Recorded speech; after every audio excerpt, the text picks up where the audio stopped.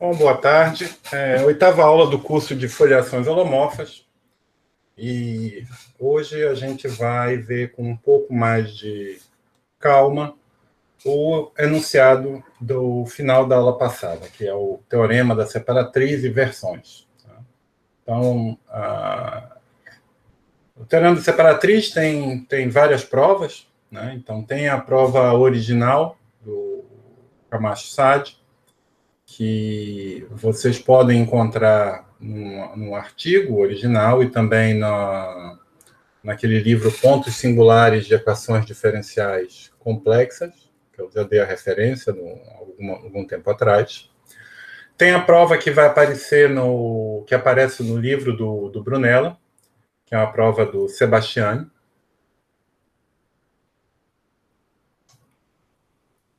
No livro do Brunella vocês vão encontrar uma exposição da prova do Sebastiani e também referências para o artigo do Sebastiani.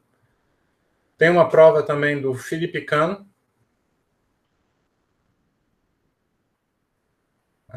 E tem também uma prova do Matei Toma. Sebastiani é Marco Sebastiani.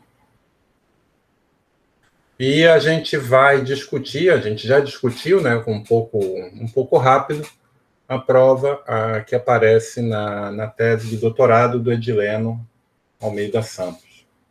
Você tem uma referência e nos slides que vocês vão poder encontrar na página, tem um link para a tese dele.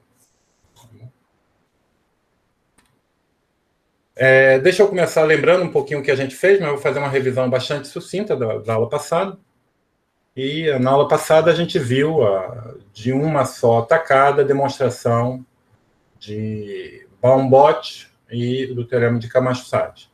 E a ideia por trás, né, a técnica por trás das duas demonstrações é usar a foliação para encontrar um representante apropriado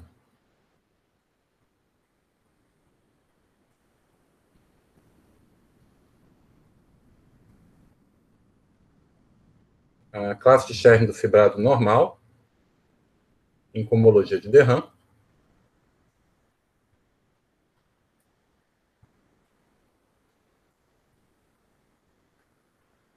e usar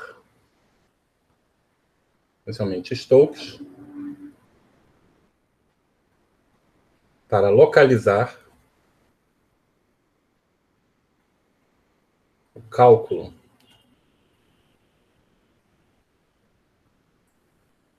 de CNF ao quadrado e CNF vezes C em torno das singularidades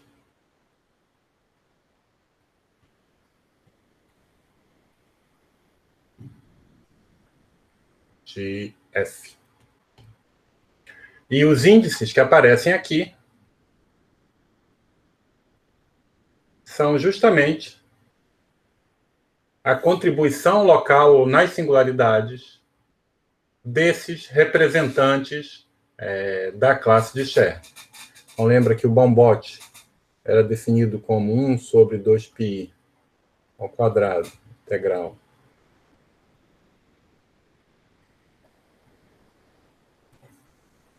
enquanto esse Camacho-Sade era 1 sobre 2π a integral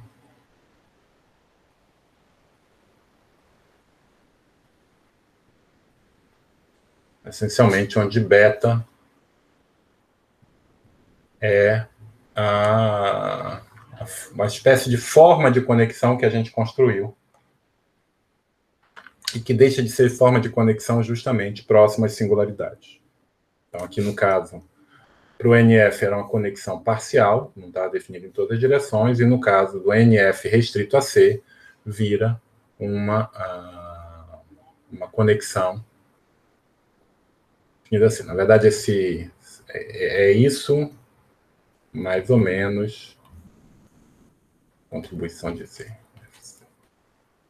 Isso aqui era o que a gente chamou da variação.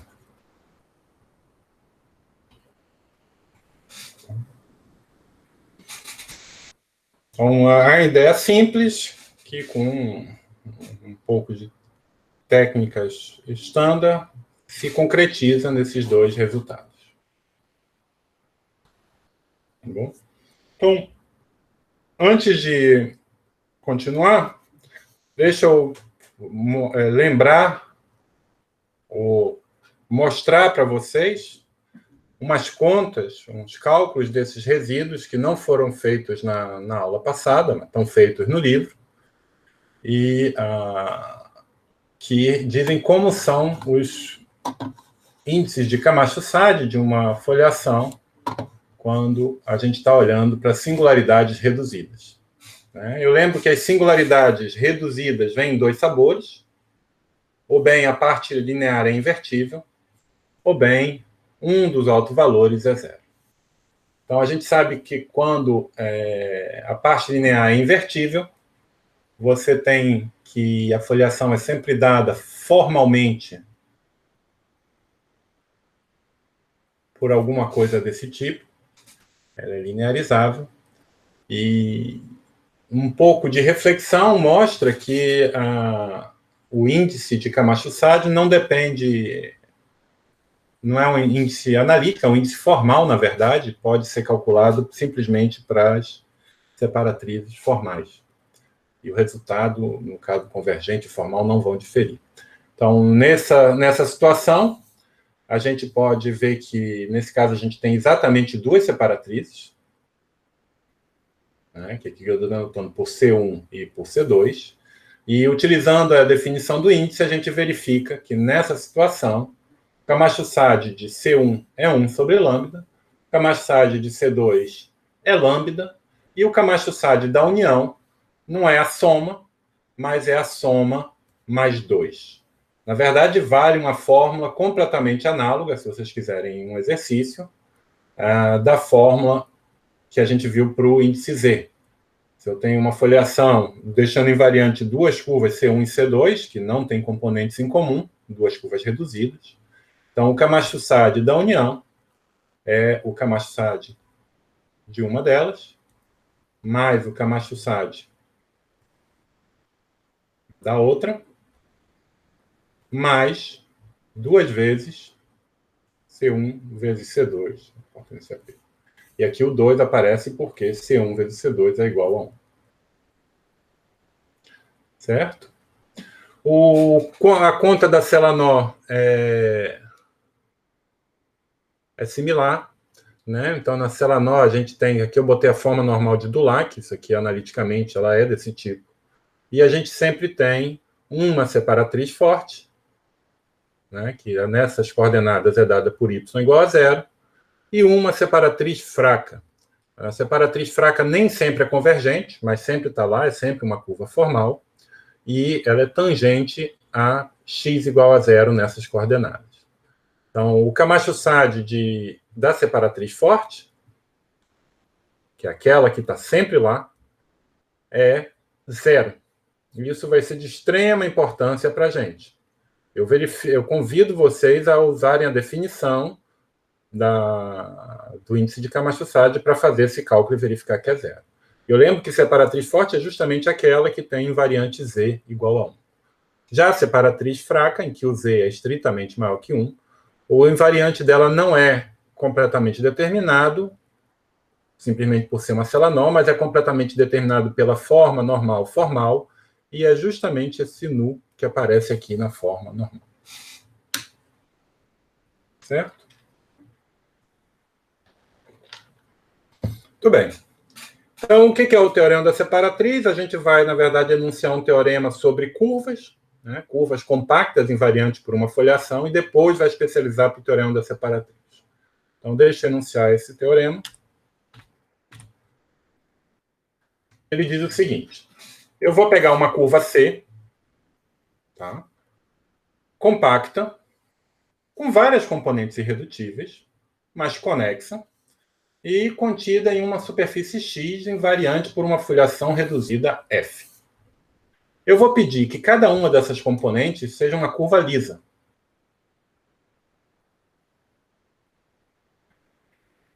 Eu vou pedir que a minha união de todas as curvas tenha cruzamentos normais.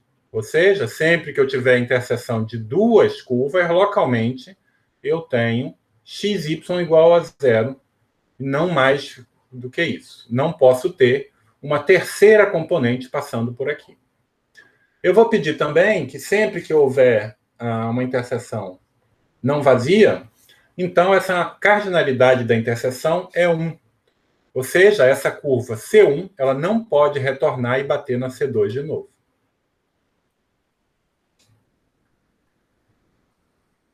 Vou pedir também que a matriz de interseção, que é essa matriz CI vezes CJ, seja negativa.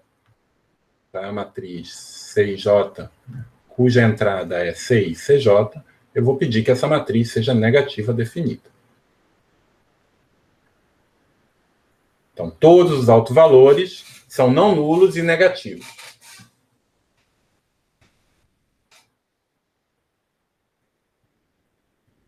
Eu possuo parte real negativa, desculpa. Faltou uma hipótese aqui, é que o grafo dual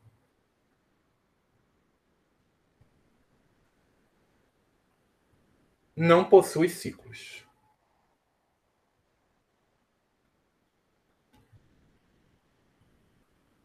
Certo? Então, o grafo dual, lembrando, os vértices vão ser iguais às componentes irredutíveis e as arestas vão ser igual a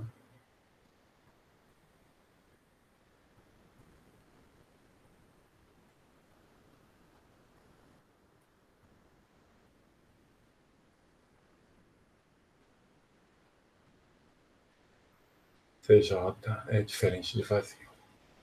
Seja, talvez dizendo melhor, que os vértices, conjunto de vértices é o conjunto de 1 até N, e um par IJ pertence às arestas,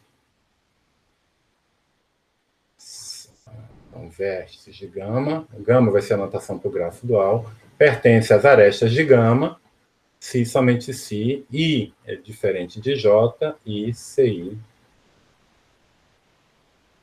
interseção CJ, é diferente de vazio. Tá bom?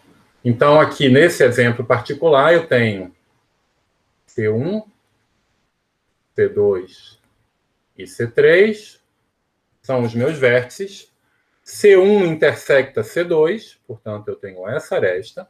C2 intersecta C3, eu tenho essa aresta. E eu só tenho duas interseções, não tenho mais nenhuma aresta. Tá bom? Então, outro exemplo, vamos botar C1, C2, C3, C4, C5. Então, aqui eu tenho 1, 2, 3, 4, 5 vértices. O C1 só intersecta C2. O C2 intersecta o C5 e o C3. O C3 intersecta o C2 e o C4. E o C4 intersecta o C5.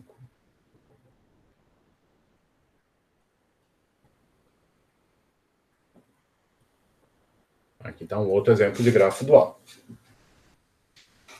Tá bom? Então é isso. Então, se o grafo dual não possui ciclos, dito de outra maneira, se o grafo dual, visto como espaço topológico, é contrátil, então existe um ponto P pertencente à curva, mas que não é uma singularidade da curva, ou seja, não está nas interseções, mas é uma singularidade da F com Camacho-Sade diferente de zero.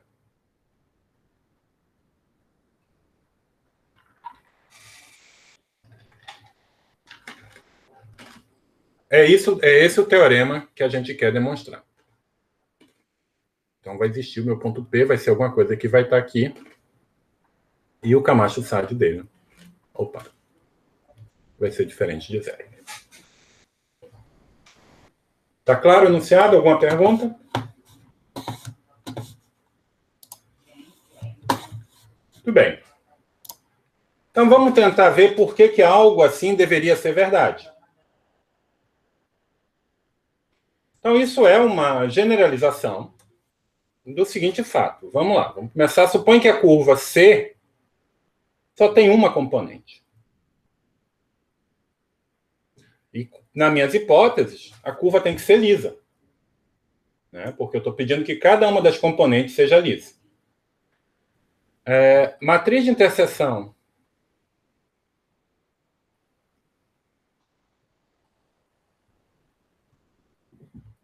negativa definida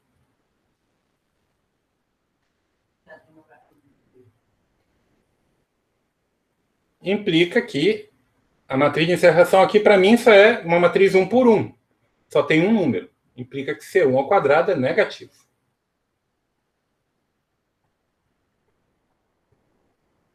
Tá bom? E o que eu estou falando, nesse caso, é que existe P pertencente a Sing F.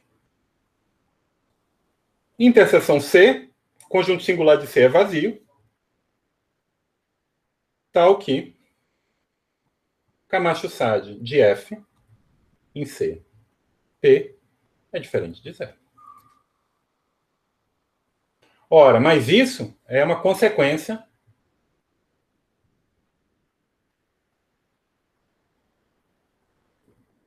imediata de C ao quadrado igual a somatório CS, F, C, P, onde P pertence a Sing F, interseção C. Então, é uma consequência imediata de C, que é a fórmula de Camacho-Sade.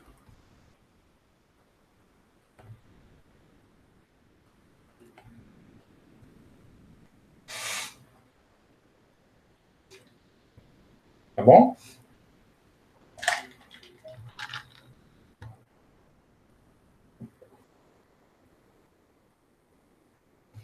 E é esse fato que a gente quer generalizar.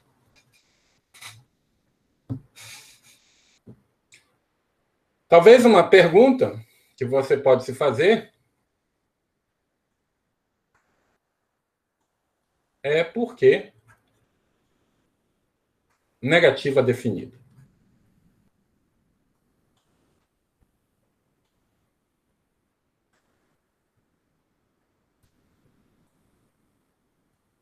Nesse caso, você já pode ver que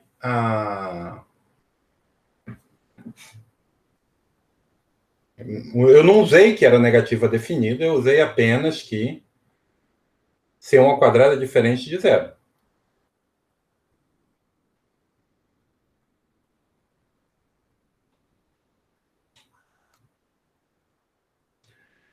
O ponto é que a gente vai ver mais para frente é que o caso que não é negativa definida, que é positiva definida, essencialmente nunca acontece. Acontece apenas quando a curva só tem uma componente. Então, talvez nesse momento a pergunta é, a resposta é que todos os argumentos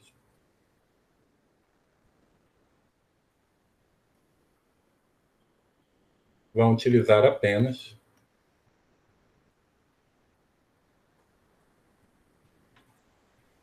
que CI vezes CJ é definido. Ou seja, que o determinante, né, mais o caso positiva definido,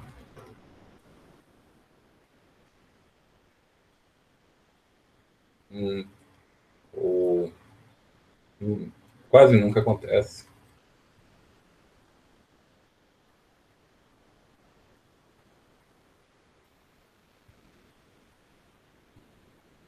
E também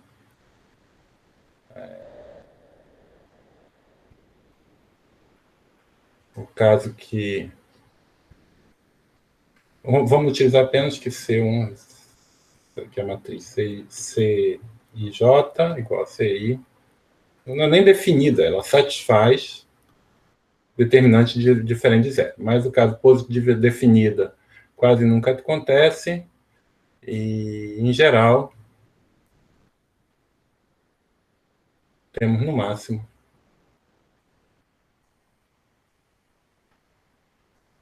um alto valor positivo.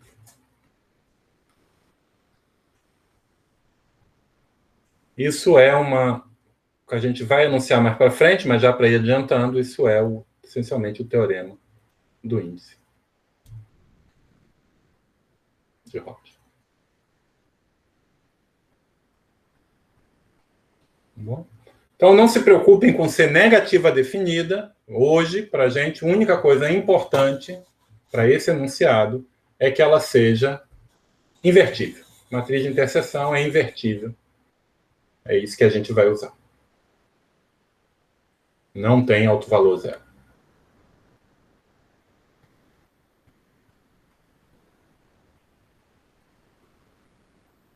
Tá bom?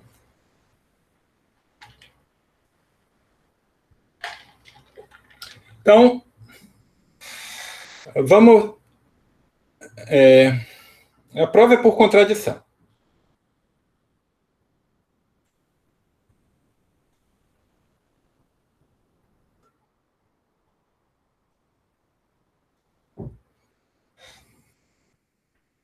E vamos começar num caso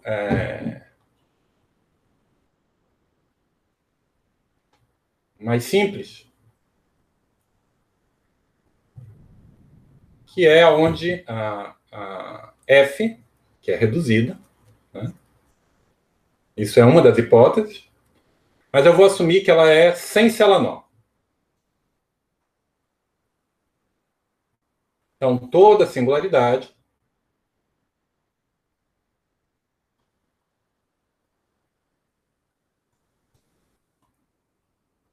é formalmente conjugada a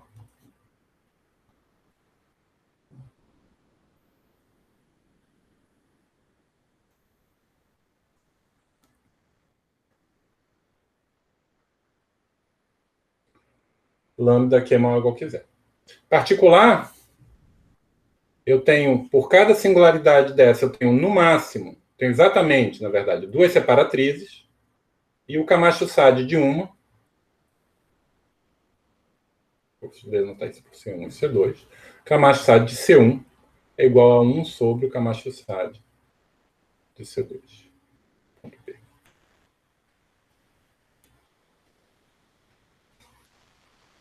Bom. E aqui eu vou assumir também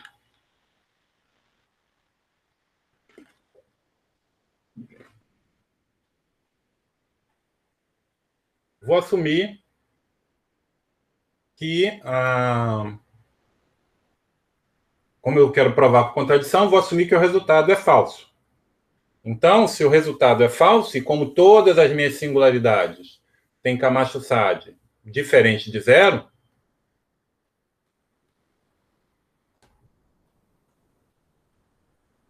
eu estou dizendo que as singularidades de F, interseção C, coincidem com as singularidades de C. Estou dizendo que eu não tenho nenhuma singularidade fora das singularidades da curva.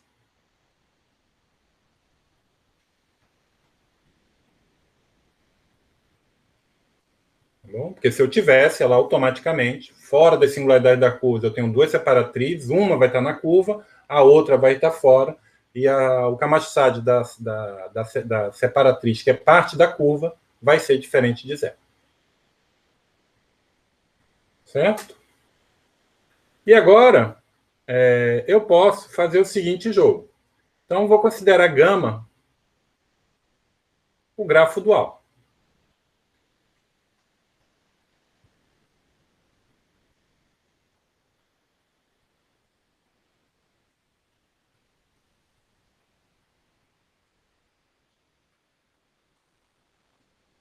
Certo? Então, aqui vou ter vértices correspondendo às minhas componentes irredutíveis.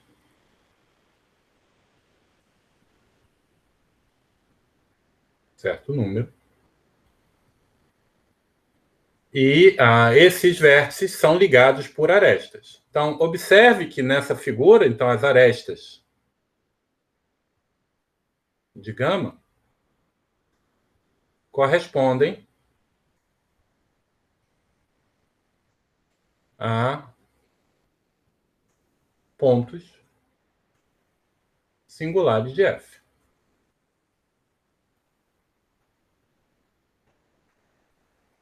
É isso? E se eu tiver uma aresta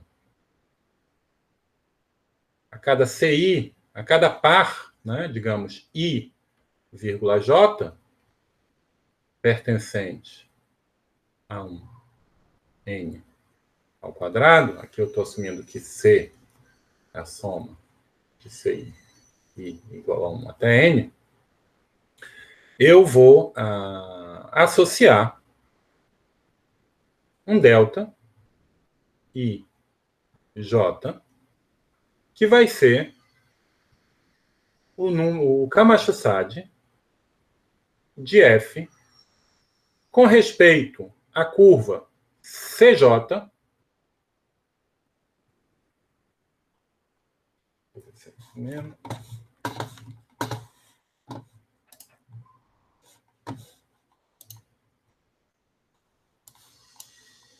com respeito à curva CJ, eu tinha anotado isso, acho que é menos 1. Opa.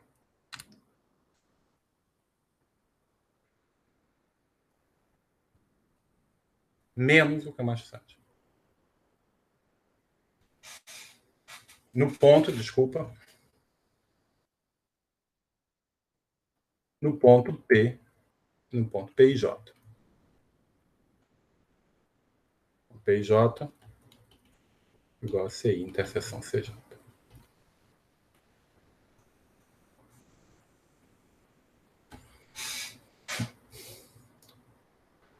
Tá bom? Note que por construção,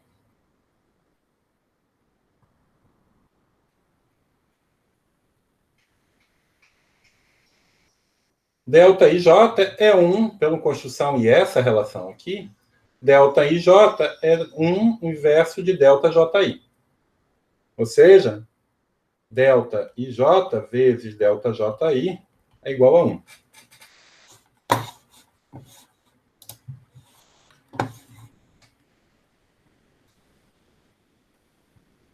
Como eu estou trabalhando, como gama é um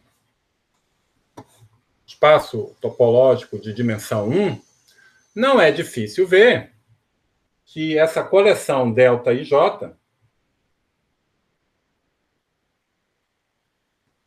determina um elemento na cohomologia de Check de gama com valores em C estrela. De fato, se vocês quiserem, vamos botar aqui os grafos.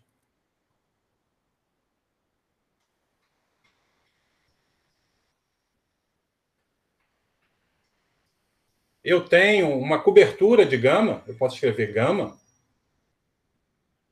é uma cobertura,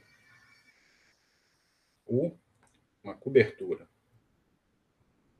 de gama, dada por abertos da seguinte forma: um aberto vai ser pegar um vértice,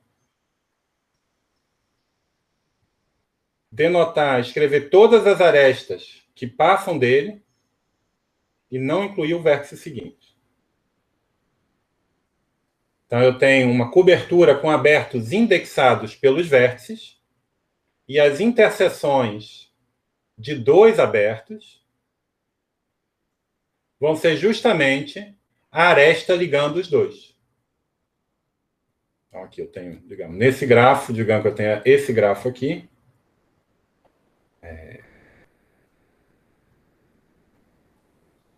Eu tenho uma cobertura da seguinte maneira.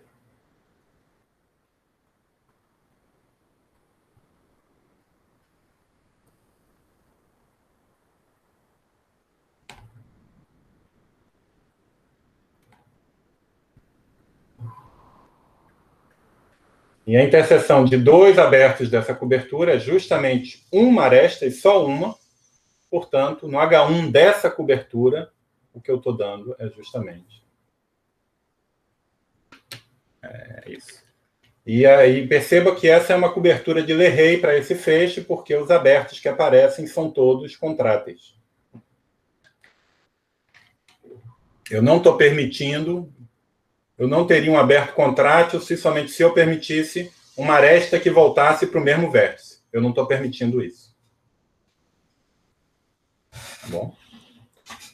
Então está aqui, eu tenho essa coleção virou uma classe de cohomologia. Agora, a minha hipótese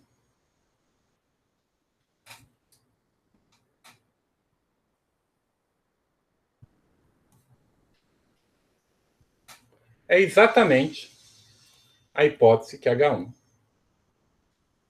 digamos, C estrela, é o grupo trivial.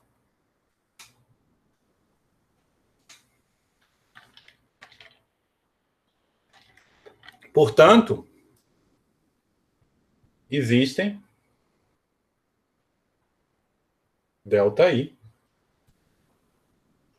ao que existe, ou existe uma coleção ΔI ao que ΔIJ é igual a ΔI sobre ΔJ.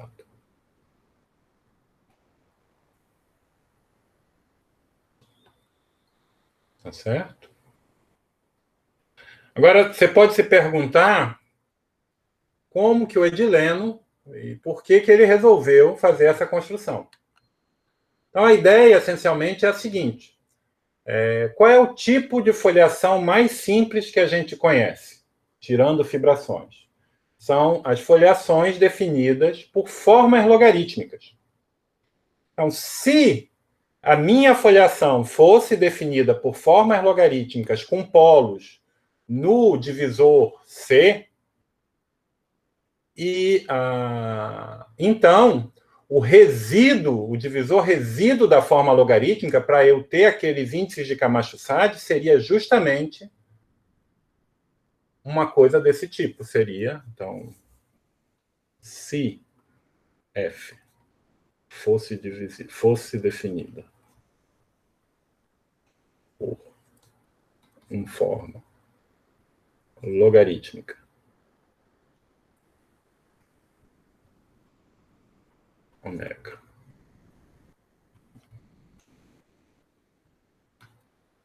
com polos igual ao CI, então o resíduo de ômega ia ser somatório de ΔI CI. Porque se eu tenho uma forma logarítmica dx, dy mais dy, dx, dy, com alfa e beta, então o Camacho-Sade de f ao longo de y igual a 0 é igual a menos beta sobre alfa. E ao longo de x igual a 0 vai ser igual a menos sobre beta. Então, esses quocientes são os Camacho-Sades. Então, quer dizer que, esses coeficientes são os Camacho-Sades, quer dizer que o resíduo seria essa coisa. Note que, como deveria ser, aqui o resíduo não é bem definido, a minha forma não é bem definida, eu posso multiplicar todos os ΔIs e todos os ΔJ por uma constante que não vai mudar o resultado, o quociente. Né? Então, isso aqui, esse ΔI só é bem definido no modo de multiplicação por constante, mas que não vai afetar, constante que nunca se anula, não vai afetar esse fato.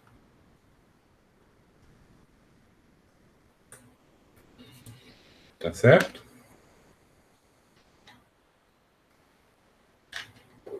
Então, isso é a ideia da prova é construir uma aproximação combinatorial da minha foliação por meio da combinatória de uma forma logarítmica. E uma combinatória da forma logarítmica é só os resíduos. Certo? Agora, a gente sabe, na verdade, uma outra ideia que faz a conta, que diz, que rege a conta, né, que se isso fosse verdade,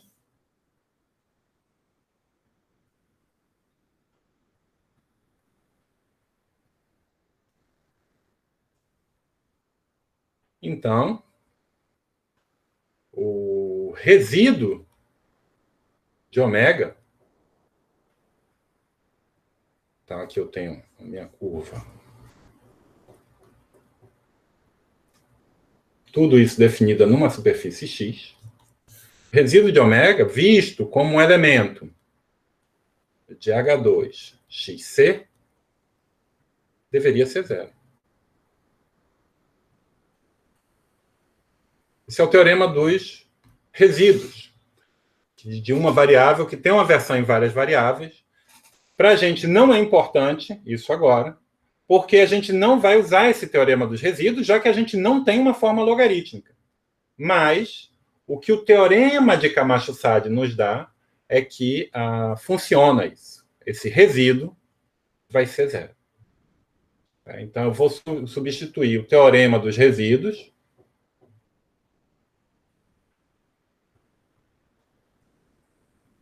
aplicado a uma forma logarítmica virtual. Isso é só motivação, tá? Eu não estou construindo essa forma logarítmica virtual, mas é como se eu tivesse. Eu estou construindo o divisor de resíduos dela. Eu vou substituir pelo teorema de Camacho-Sade.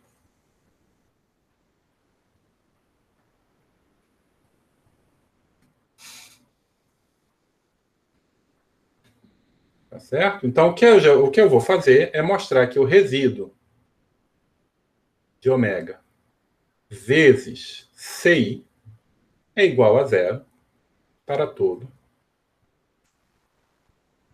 CI.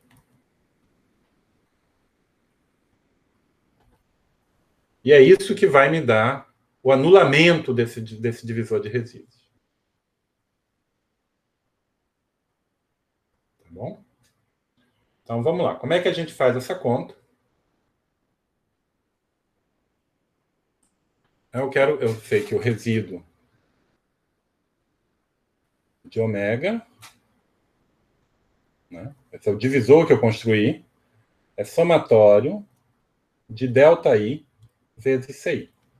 I igual a 1 até N. E eu quero calcular esse somatório de I igual a 1 até N de ΔI CI com uma curva CJ. Mas isso é o quê? Isso eu vou dividir em duas partes. É somatório I igual a 1 até N. I diferente de J. ΔI CI vezes CJ. Mais ΔJ CJ ao quadrado. Eu vou, para poder ficar mais bonitinho, eu vou dividir tudo isso por ΔJ. Então, aqui vai ser ΔI sobre ΔJ. E aqui vai ser 1. Ora, mais ΔI sobre ΔJ é o Camacho-Sade de F em CJ no ponto P e J.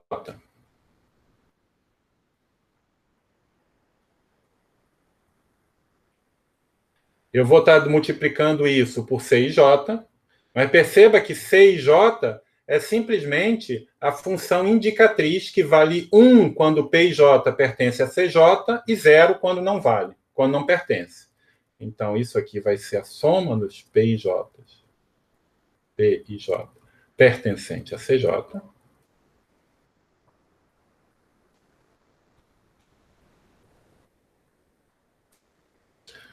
Mais, aqui é o menos, né? Foi a maneira que a gente definiu, botou um menos lá. Mais CJ ao quadrado. Mas o teorema da separatriz diz que isso é zero.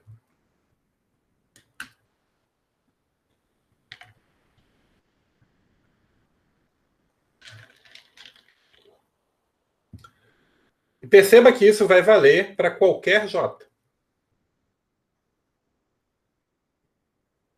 Em particular, somatório de ΔI CI ao quadrado é igual a zero.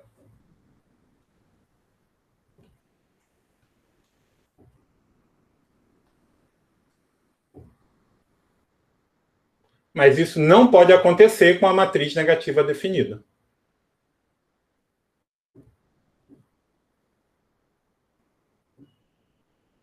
Eu estou falando que, né, o cara tem um quadrado zero. Você pode ficar um pouco nervoso porque eu passei para os complexos, mas se você está nervoso, você faz a mesma conta substituindo o... olhando para a parte real e parte imaginária desse vetor. Eu estou interpretando esse cara como um vetor. E eu estou, isso aqui é uma matriz, eu tenho uma forma quadrática, né, uma matriz simétrica negativa definida, e o quadrado desse vetor com respeito a essa forma quadrática não pode ser zero. Ok? Então, isso me dá uma contradição com a matriz negativa definida.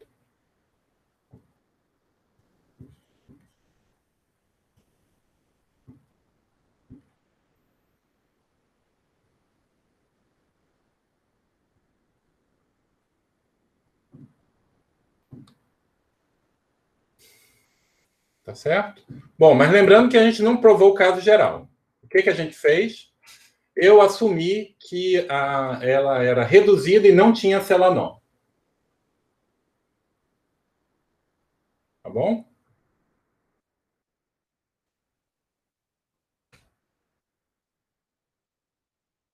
E se tivesse Celanó?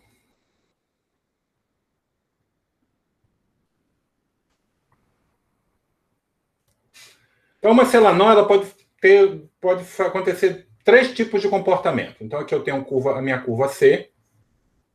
Tá bom? Eu vou fazer aqui as 3 cópias dela e vamos ver os 3 tipos de comportamento que ela pode ter.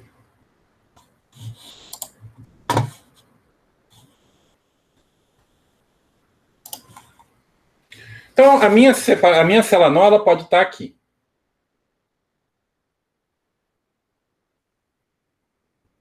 Ela pode também estar aqui, com a separatriz fraca vindo para fora do divisor. E ela poderia também estar aqui, com a separatriz forte para fora do divisor. Então, observa. Esse caso, na realidade, a gente já tratou. Por quê? O Camacho-Sade de F, C, P é igual a zero. Então, esse ponto, de certa maneira, não aparece em nenhuma das contas.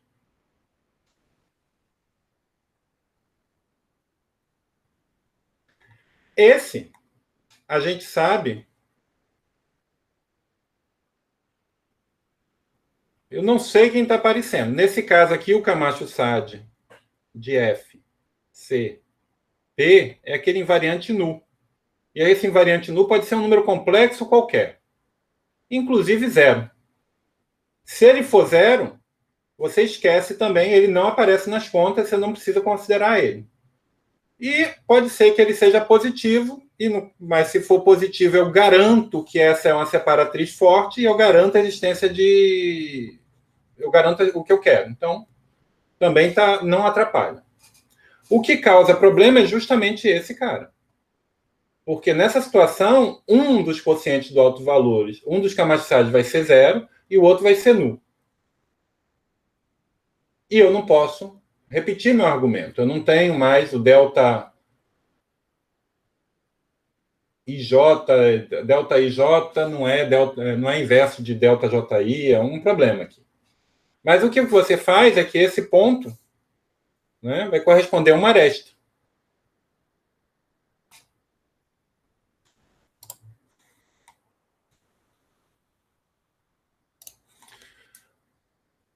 Então, aquele ponto está correspondente àquela aresta, está ligando aqui duas componentes, que poderiam fazer parte de uma coisa bem mais complicada.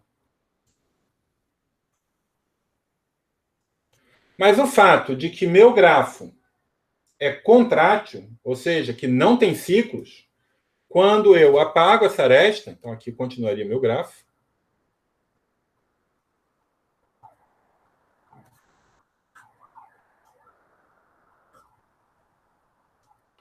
quando eu apago essa aresta, eu obtenho dois grafos. Eu vou ter duas componentes conexas. Em uma delas, o Camacho-Sade, nessa singularidade, vai ser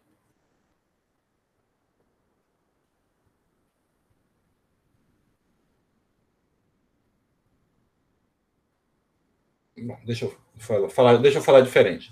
Então, um desses sujeitos vai corresponder à separatriz forte. E o outro vai corresponder à separatriz fraca.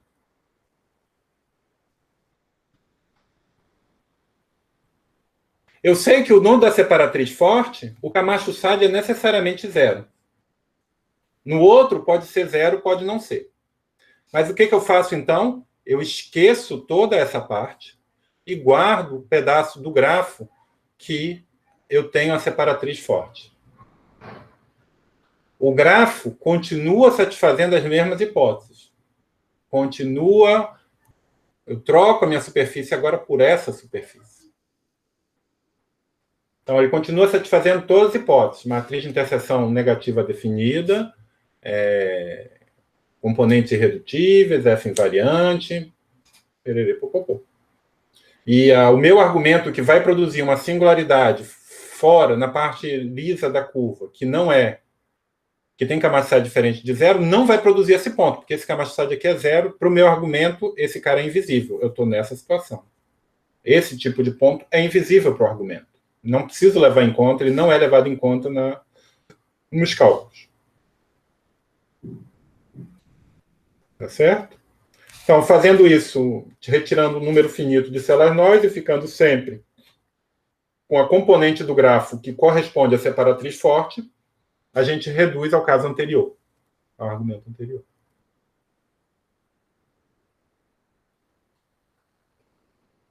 Bom?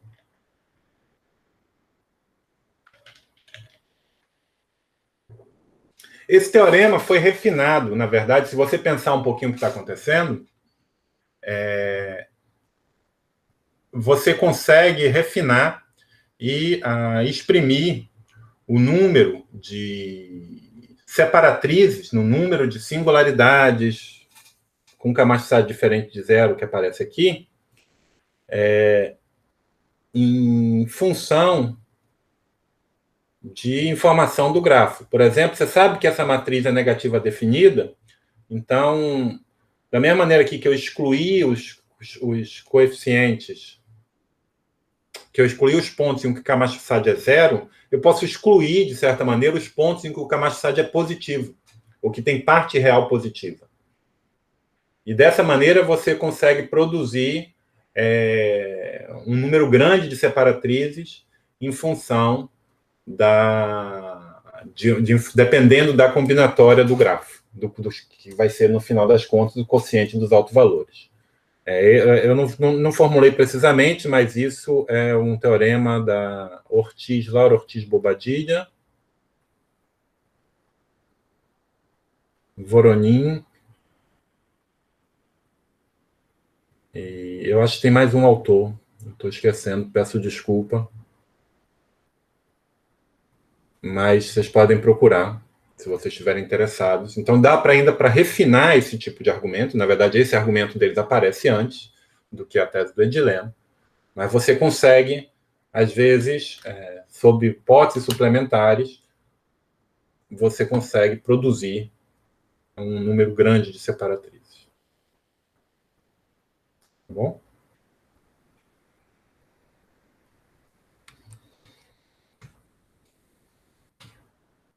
Então, o corolário, que é o teorema clássico, né, que diz que se seja F uma foliação em C2, então F admite uma separatriz. Como é que você faz isso? Você começa com essa foliação em C2 zero e você considera uma redução de singularidade para terminar numa superfície X com divisor excepcional.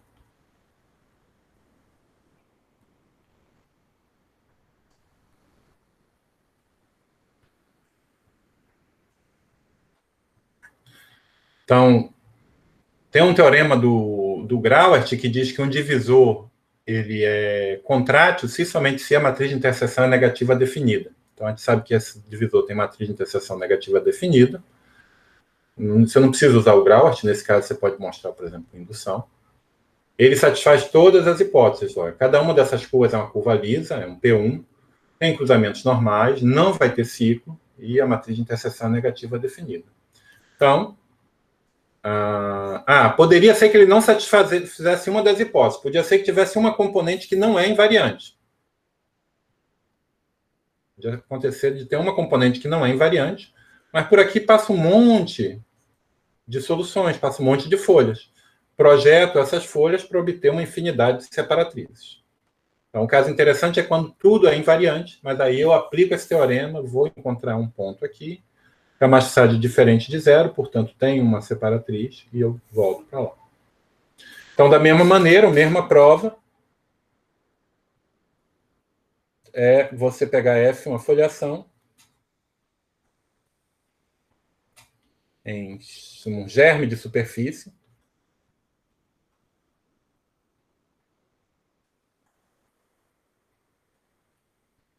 tal que o grafo dual do divisor excepcional, né, tem sempre uma superfície, tem sempre uma resolução de singularidade minimal. Eu posso pegar o grafo dual do divisor excepcional. Não possui ciclos.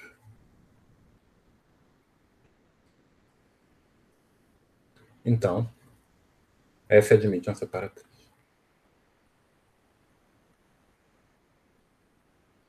Então, isso é um teorema, esse aqui é Camacho-Sade,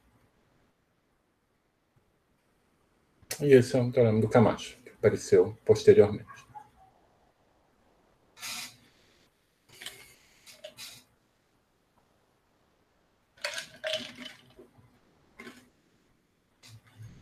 E qual é? Então, muito bem, mas isso... Tá? Então, esses resultados dão a existência de separatriz, e você pode se perguntar, bom, será que sempre existe separatriz? Na verdade, existe germe de singularidades, né? E na verdade, são germes de singularidades que apareceram já no trabalho do Camacho, né? São bem conhecidos, mas o exemplo com foliações apareceu lá. Mas que acabam, por curiosidade, vão jogar um papel central também na classificação de foliações, classificação birracional de foliações. E o exemplo é essencialmente uma coisa desse tipo. É uma singularidade, S, que é resolvida por um ciclo de curvas racionais. Um exemplo interessante é o exemplo, por exemplo, -3.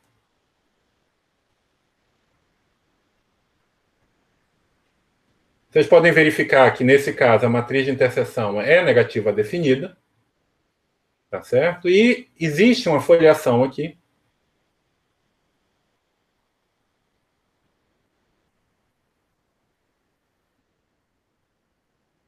tal que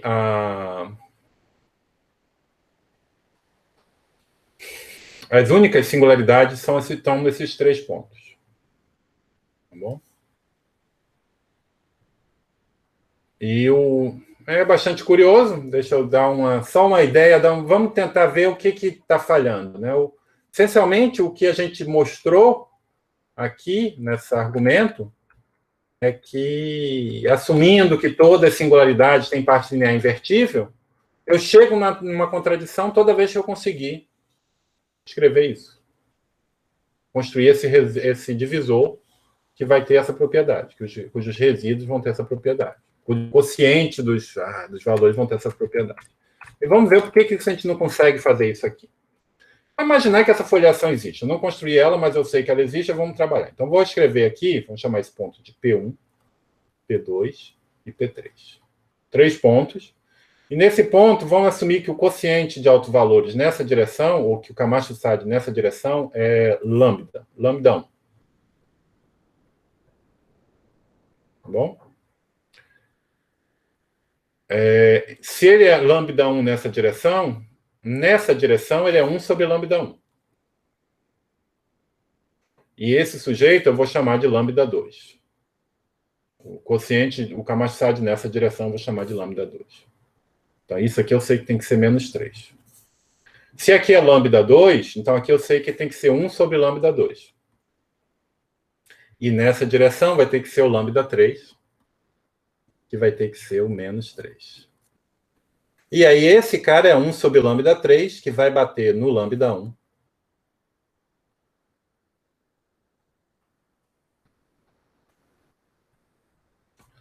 E perceba que aqui agora eu tenho um sistema de 3 equações e 3 variáveis. Né? Então, essencialmente, isso determina o lambda 1. Então, eu sei que, por exemplo, lambda 1 é igual a menos 3 menos 1 sobre lambda 3. Certo? Então, 1 sobre lambda 1, que é o que aparece aqui, vai ser 1 sobre menos 3 menos 1 sobre lambda 3. Agora eu sei que 1 sobre lambda 1, ou seja, 1 sobre menos 3 menos 1 sobre lambda 3 mais lambda 2 tem que ser igual a menos 3.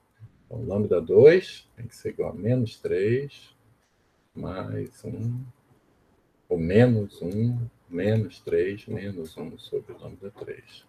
E, portanto, 1 sobre lambda 2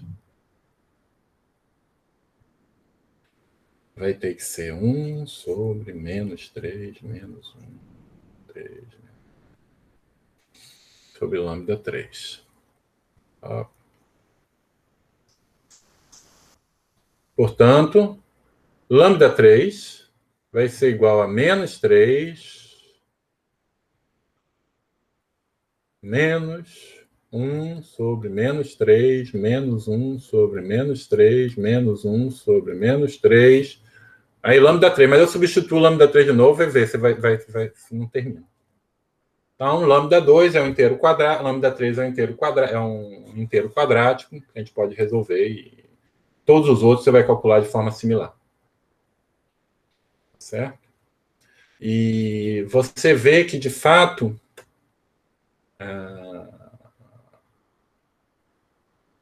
você pode explicitar, não estou explicitando, mas você pode ver que quando eu olhar o elemento em H1, gama, C3, ele tem ordem. Isso aqui, na verdade, agora é C3, né? Vai ser estrela. Então, esse tem ordem infinita. Então, aquele argumento lá falha. Certo?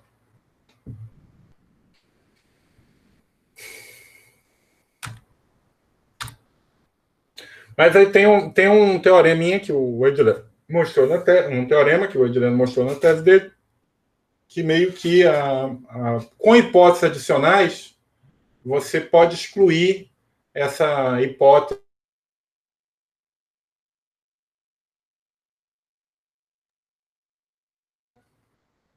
Ou aqui a segunda, no caso.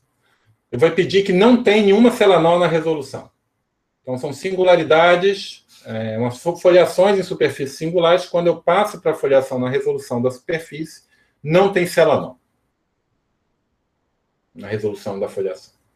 Tá bom? E a segunda hipótese é que o NF é Q-Cartier. O que isso quer dizer? Então, NF é fora da singularidade da superfície é um feixe localmente livre de posto 1. Até aí, nenhum problema. O problema é que quando eu estou com uma superfície singular,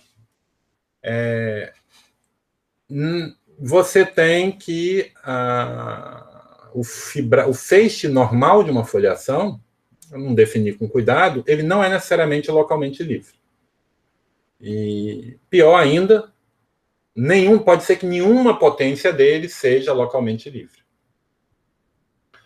Então, essa hipótese aqui é dizer o seguinte, é dizer que existe, então, se eu chamar U igual a S menos um ponto P, essa hipótese é a mesma coisa que dizer que existe um K pertencente a N, menos o zero, tal que NF restrito a U, isso aqui é um fibrado localmente livre de posto 1, elevado à potência K, é isomorfo ao fibrado trivial, feixe trivial. É isso que quer dizer ser Q-Cartier. Então, sobre essas hipóteses, então, a foliação possui separatriz. E para terminar a aula de hoje, eu queria tentar explicar, não vou fazer todos os detalhes, mas eu queria tentar explicar qual é a relação dessa hipótese com o elemento em H1, gama, C estrela, C trivial.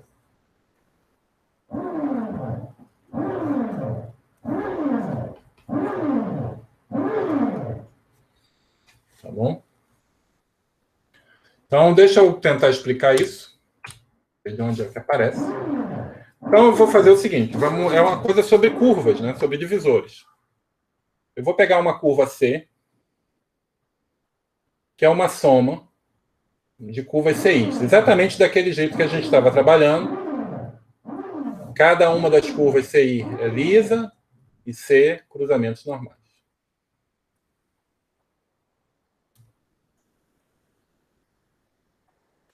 Tá bom? E eu quero tentar entender os fibrados, os feixes invertíveis, feixe localmente livre, ou fibrado linear, se você quiser, em PIC C, tal que a restrição a PIC de CI é trivial. Eu vou considerar isso aqui, que é essa aplicação de restrição, e eu quero entender o núcleo.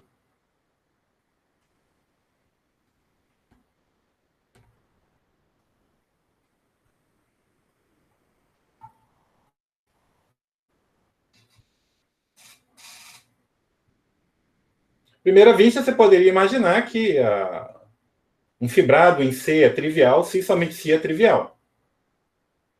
Mas isso não é verdade. Então, deixa eu tentar explicar como é que se relaciona uma coisa e outra. Né? Então, lembra que esse PIC C é quem? Esse é o H1 de C ao C estrela. E esse aqui é a soma dos H1.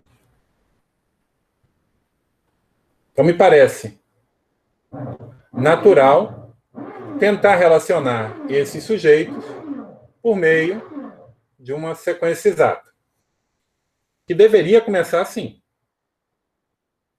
Eu pego funções holomorfas que nunca se anulam em C e eu considero a restrição a cada uma das componentes irredutíveis de C.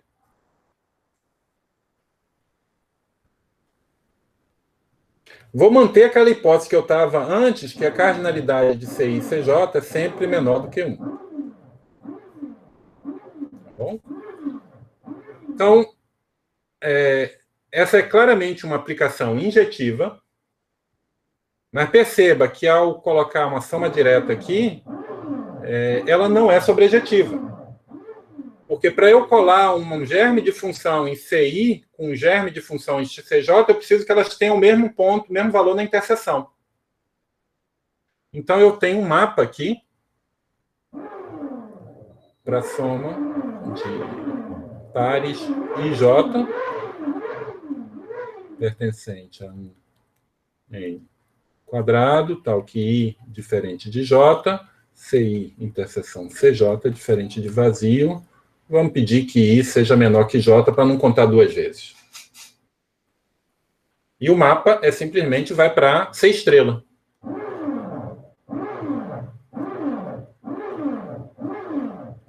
E eu vou escrever esse mapa aqui, é pegar uma seção em CI, uma seção em CJ e tomar o quociente.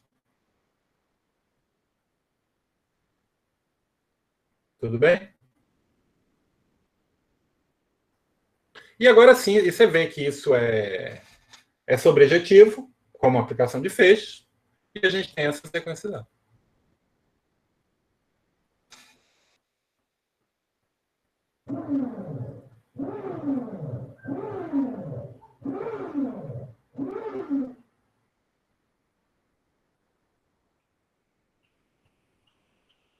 Tá bom? Então, eu posso passar a sequência longa em cohomologia.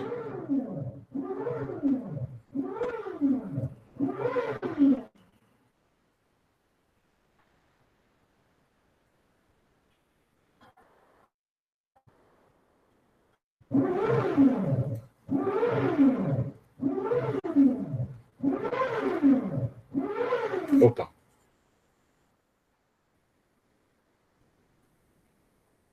Esse H0 aqui, deixa eu...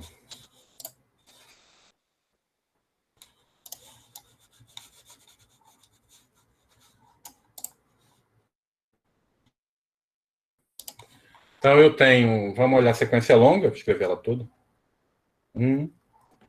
Vai de H0 de C a C estrela para soma de H0 CI a CI estrela para soma... Isso aqui é suportado em pontos, então o H0 é ele mesmo.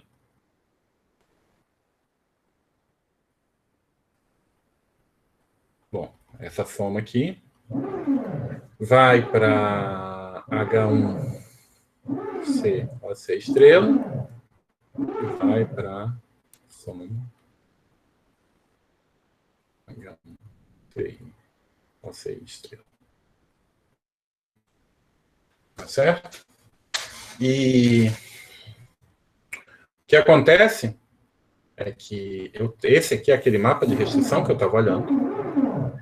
Portanto, o kernel dele vai ser a soma desses C estrelas, aqui para I, J, pertencente a 1 em quadrado, mais essas um monte de condições, dividido pelo C estrela. Vindo daqui. E exercício, você identifica isso com homomorfismos do π1 de gama em C estrela. Que é a mesma coisa que o H1 de gama em C estrela. Então, esse grupo que a gente está considerando é justamente a obstrução para fibrados. Para o quê? Para fibrados localmente triviais serem triviais. É uma espécie de pique zero, não é um pique zero. Leva em conta as componentes irredutíveis. Se eu tenho um fibrado em C que é localmente trivial, que é trivial em cada componente, então ele define de forma natural uma representação. E é só você pensar o que faz muito sentido, né? Porque, perceba, você dizer que um fibrado é trivial é você dar um isomorfismo ao fibrado trivial. E dar um isomorfismo ao fibrado trivial, você tem 6 estrelas maneiras diferentes de fazer isso. Como eu estou em posto 1, você pode, se eu dou um isomorfismo, eu tenho 6 estrelas outros multiplicando por elementos de 6 estrelas. Então, é essa ambiguidade que está aparecendo aqui. E eu preciso ser capaz de escolher, usar essa ambiguidade para garantir que esses isomorfismos todos coincidem no mesmo ponto, nos pontos de interseção. E nem sempre isso é possível, a obstrução está justamente aqui. Tá bom? Tá certo. Mas e aí? Muito bem. O ponto todo é o seguinte. Agora, vamos trabalhar na situação em que eu tenho um ciclo.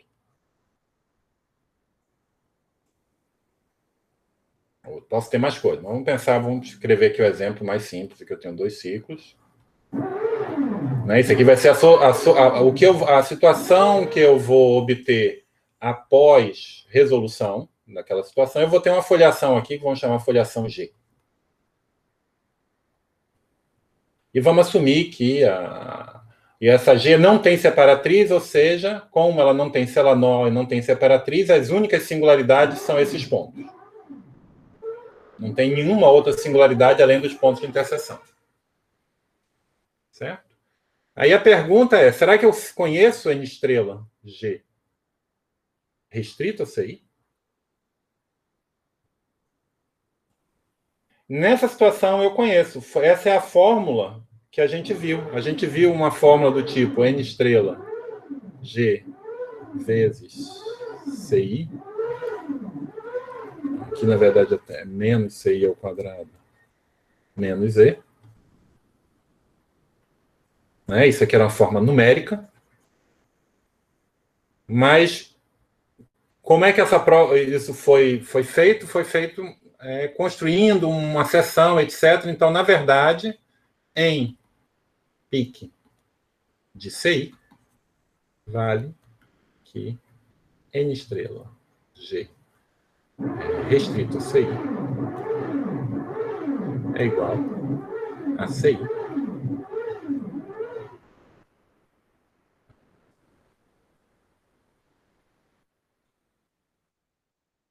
menos O de CI.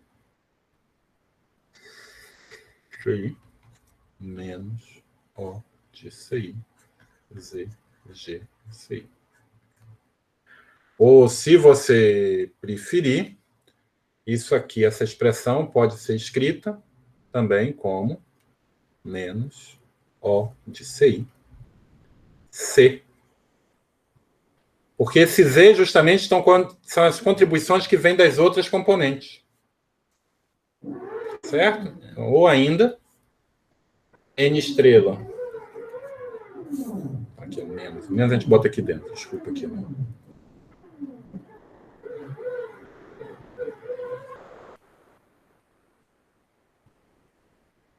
Ou seja, NG estrela, tensor O de x, C, restrito a CI, é igual a 0.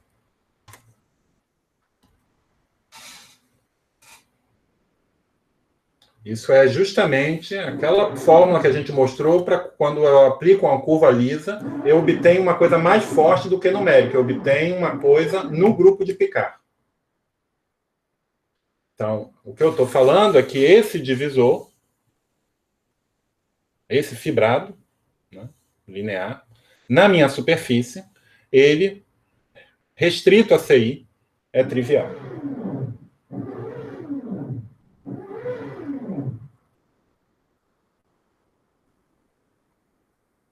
Agora, em geral, ele não vai ser trivial. E o que vai dizer é que...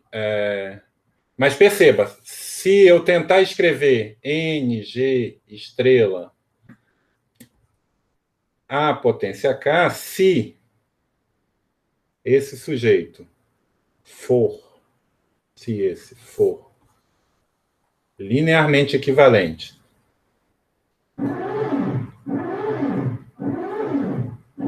A um divisor suportado no divisor excepcional,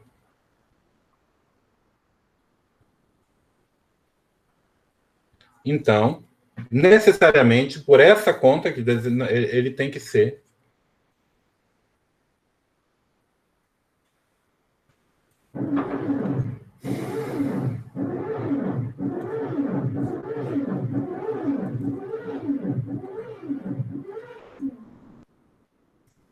isso. Não tem escolha.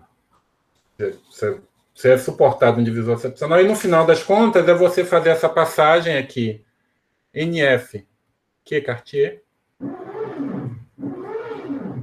é sim, somente si, NG, ou é linearmente equivalente a um divisor suportado no divisor excepcional.